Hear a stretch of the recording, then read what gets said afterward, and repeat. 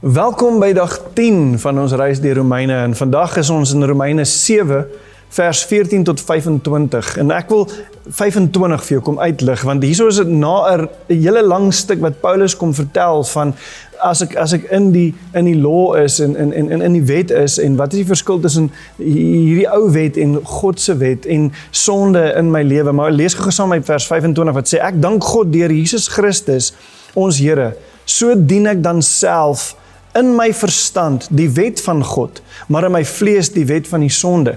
So wat hy eintlik voor hierdie kom sê, in vers 24 kom sê hy, wat kan ek doen as mens, jy weet? En dan sê hy, ek dank die Here, wat my eintlik kom red het.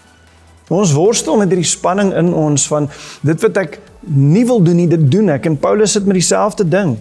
En hy kom sê vir ons, hierdie innerlike stryd is teen ons ou natuur, en die mens wat in ons was, maar in Christus ontvang ons hierdie nuwe lewe.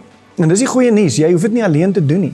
Christus het die oorwinning behaal en deur sy gees kom help hy my en jou om hierdie nuwe wet, die wet wat hy op ons harte kom skryf, te kom leef. Die stryd waarmee ons deel is regtig reël, dit is moeilik. Maar ek wil jou aanmoedig vandag. Sy genade is genoeg vir jou. En sy genade bring ook vir jou die Heilige Gees, wat jou help om hierdie stryd te oorwin en jou toerus om dit te doen.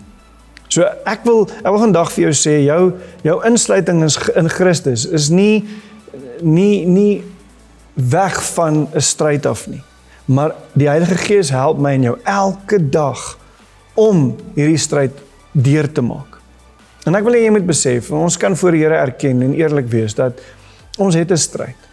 En wees oop en eerlik met hom en lê dit voor sy voete neer en sê, Here, ek weet, U het my gered en gehelp om hierdie stryd te oorwin. Help my vandag ook om te besef wat Paulus besef het. Daar is 'n stryd, maar U het oorwin.